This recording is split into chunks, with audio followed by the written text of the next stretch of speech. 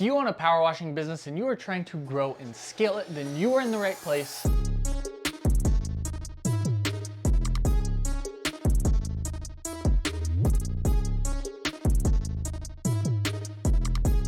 Today, I've actually got a pretty special video for you. A lot of people wonder about how to do Facebook ads, especially in the early stages of your company. It can be a great way to get leads, but it can be a little confusing as far as figuring out how to actually do it.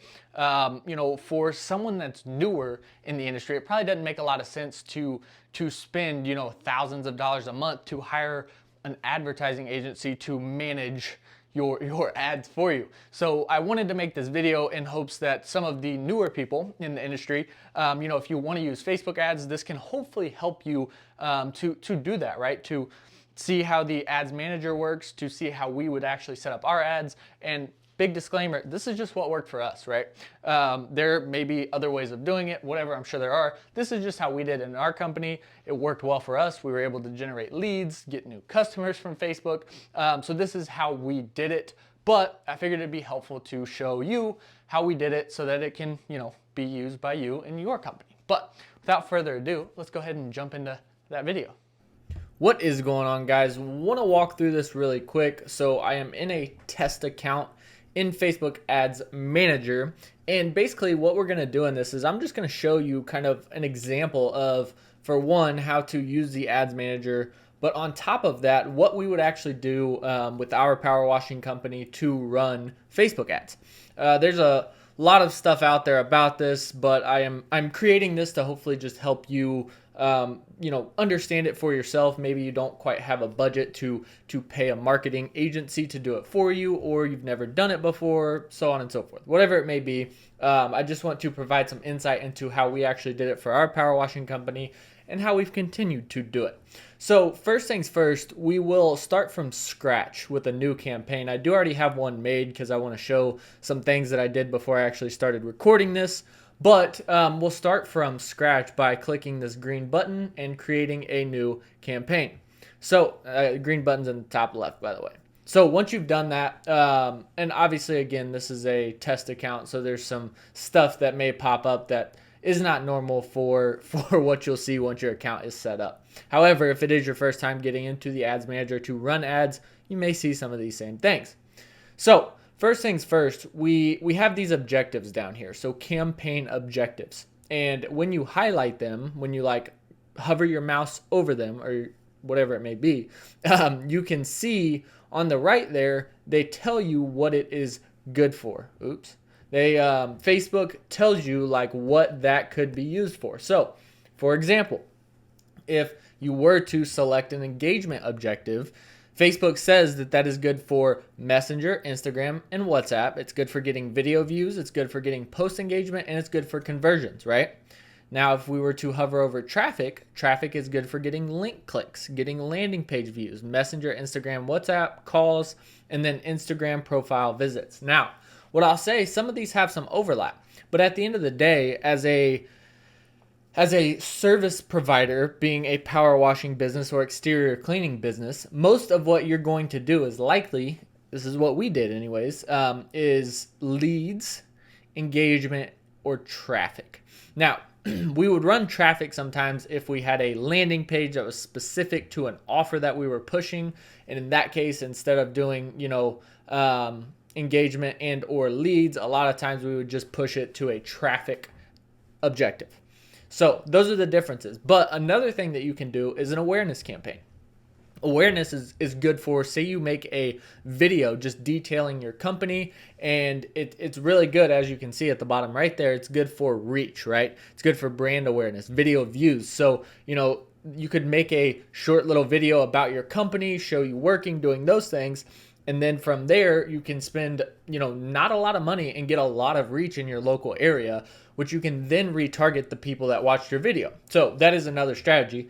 But just for sake of setting this one up, we'll go ahead and do leads, because typically speaking, if we're running Facebook ads, we want to get leads, right? So once you click that and hit continue, it gives you these two options. There's presets that Facebook recommends. I always do manual. That's just how I do it. I think as Facebook continues to get more and more data and, they streamline this stuff, it may in the future make sense to actually do the recommended settings. But in this case, I actually just set up the leads campaign manually. And I will also say, depending on the objective type that you choose here, it shows you different options. It could take you through a different process of actually setting up the campaign. So obviously this is for a leads campaign. And again, I chose the manual. So once you've done that, it has actually created it. So as you can see at the very top on the left side, we've got three little boxes here. The very top one is the campaign, the next one is the ad set, and then the bottom one is the ad itself. Since the campaign level is blue, you can see that we are in that one right now. So this is what the actual inside, settings, if you will, of setting up the campaign level looks like. So first of all, you can name it if you want to. I'm not going to mess with that for right now.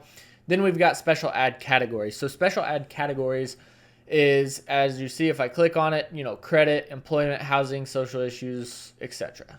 So if you are running a normal ad to get leads, you don't have to worry about that. After that, we've got some options for the campaign itself. So first things first, you've got a buying type. I typically leave this as auction as it's set. That's just what I do, but feel free to do further research if you want to do something different on that. Not hard here.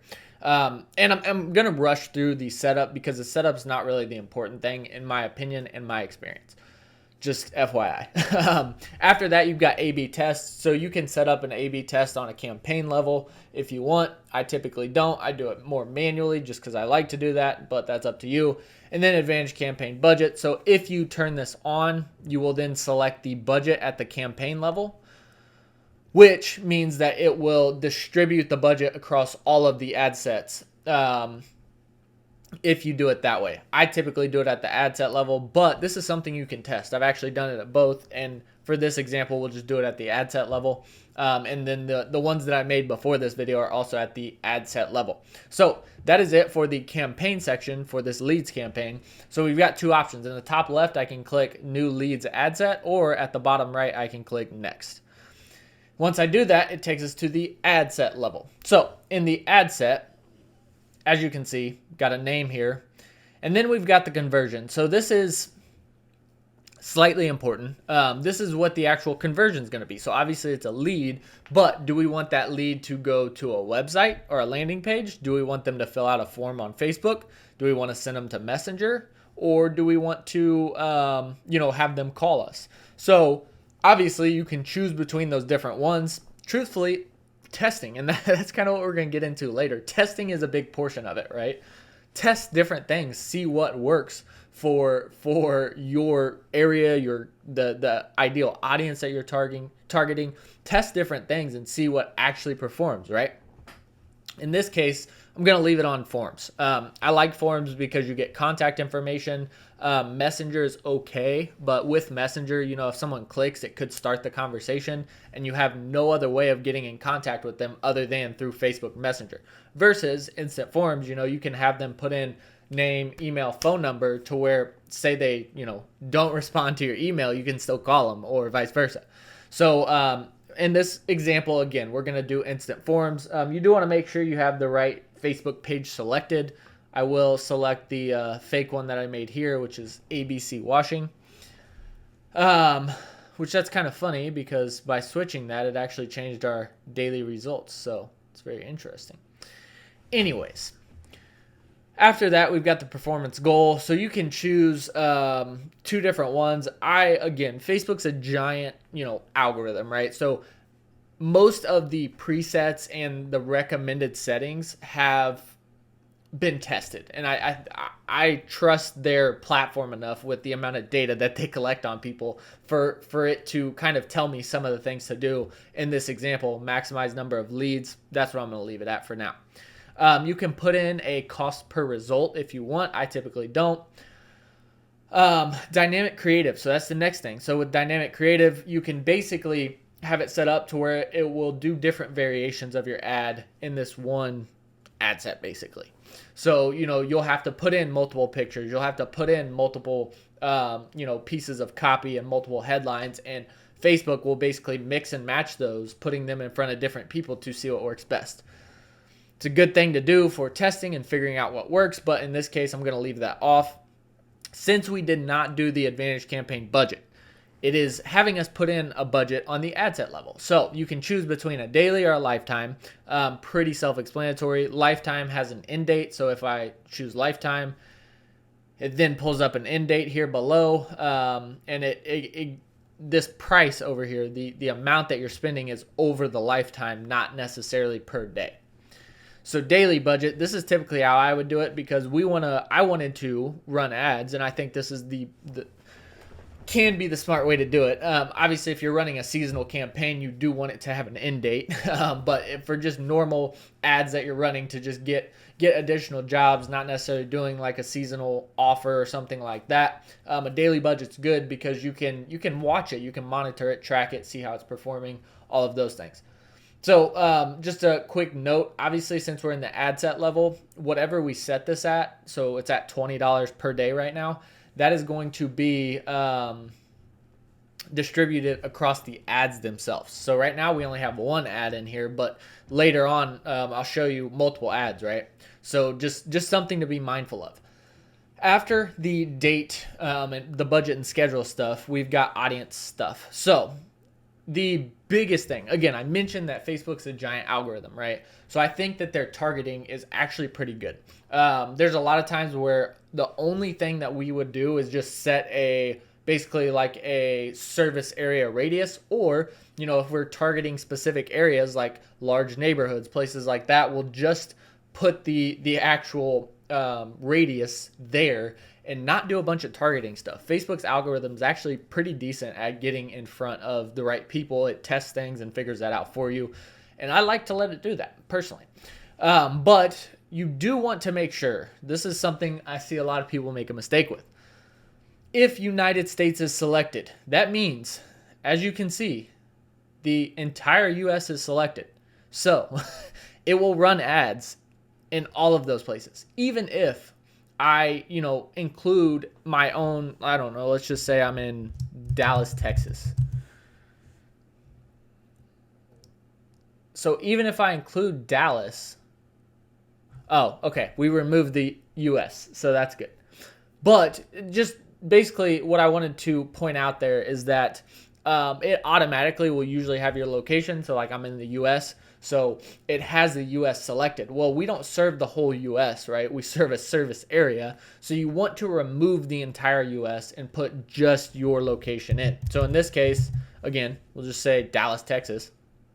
So, maybe that's my service area, or maybe I am targeting a, really specific neighborhood. I'm just going to do a random one. Say I'm targeting this area right here. So maybe I drop a pin on that, and I don't want to advertise to everyone. I'm just advertising in this Fort Worth area, right? So that is how you can do specific stuff. But you do want to make sure, again, to remove the like whole United States, unless you just want your ads to go in front of anyone, and then put in a specific area that you want your ads to be shown in. From there, you can set up targeting stuff, right? Which I think demographics are good to set up. Which in my experience, most of the people that we're going to be serving are going to be, call it minimum 30 and up from there. Obviously, there are some, younger people than that may own a home and have expendable income to spend to maintain their property. But for the most part, that's not our ideal client, right? So there is this minimum age option here. So obviously you could bump that up. It only goes up to 25. And then from there, you've got the whole audience stuff, if you will, where you can select exact age. So that is where, I would adjust it to, call it 30 to 60 was our target demographic. So that's where we put that. And then from there, obviously you can change the gender. If men are the ones that typically reach out for your company, or if women are, you can obviously change that, or you can leave it to all. And then you've got demographics, interests, and behaviors. So this is where you can type in, like, there's a lot of things that you can do here. Just trying to think of some that we have used. Like I said, Home improvement's one, you could use. Like if people care about home improvement, they probably care about keeping their house clean, right? But again, Facebook is a giant algorithm. So it's really good at knowing what people are interested in. It can see your account. It knows what your page does. It knows, what your actual ad says and all of those things. So it is good at getting in front of people. That is why I say I will typically leave the detailed targeting open. And this is something to test, right? Obviously, you can try leaving it open, and then you can, choose some actual specific detailed targeting if you want to, and test that out, see if it works better, right? The whole goal of this is to figure out the best ads, the best targeting, the best areas to target, all of those things. So that comes through testing, right? So after the demographic stuff, the audience, then we get to placements. And placements is basically advantage. It will put your ad in all of the places that it thinks it will perform. So this is Facebook, Instagram, all those different places. Or if you choose manual, then you can actually choose where it goes. And as you can see, there's a lot of different places. That's Facebook. You've got, Instagram, Audience Network, Messenger too. But if you want it to just show up in feed, then obviously you can deselect everything else. However, again, typically speaking, I have had good results by just using Facebook's algorithm that they have built and gathered data on for lots of years now. And I will typically just leave it at advantage plus placements. So once you have done all of that, that is it for the ad set level. So next we will go to the ad level. So in the ad level, again, you want to make sure that your Facebook page is correct. Obviously, you can name it.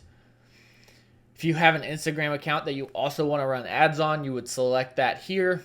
And then from there, you've got some options for actually setting up the ad, right? First things first, you can do a single image or video, or you can do a carousel where there's multiple videos and images beside each other. Once you have selected the format, then you actually get into the creative. So this is where you would add a picture or a video or multiple pictures or videos, depending on what you've done. The primary text, as you can see, Facebook does also give some, suggestions. And it can give you suggestions from some other ads that you've written and stuff like that. So it can give you suggestions, but just to show you what actually happens, because we have the ad preview on the right side, turn your home from clean to green. Oh shoot, said that backwards. Green to clean. We don't want to go from clean to green. So once you've done that, as you can see in the preview, it shows up as the text, right? That's the primary text. So on Facebook's platform, it's text, then creative, and then the headline's actually at the bottom. I did not select a picture. I'm not going to go through that process right now, but that would show up here as well in the preview. And then the headline is what shows up below. Book now. So that shows up there. And then the description, depending on where it's actually being placed, the ad that is, shows up differently. But I always like to put something in there just because, again, it does show up depending on where you're actually, where Facebook is placing the ad, or where you are if you do it manually. And you can see it showing up right above the sign up button there. So doing that. And then from there, a call to action. So this is the actual button, right? Obviously, get quote is a good one. Get offer if you have a special offer, stuff like that. So you can select those, and then after you've done all that, put the creative in, all the copy and all of those things, that's where you actually have the destination. So we did an instant form. You do have to create a form if you don't already have one. I'm not going to go through that right now. It's pretty self-explanatory. Ask the minimum amount of questions that you can to get the information you need to turn that lead into a customer. So typically we would get name, number, email address. Name, phone number, that is, an email address. And that was it, just to keep it simple, but enough information for us to get in contact with them.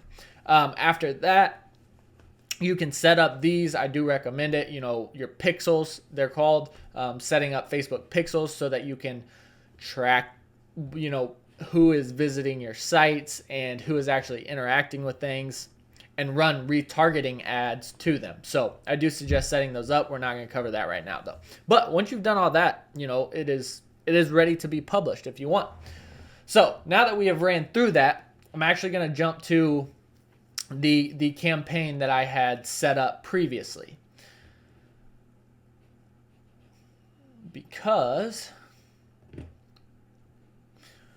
as you'll see on the left side here, we've got our, campaign level, and then we've got an ad set number 1, as I named it, and an ad set number 2. And under each of those, I have multiple ads.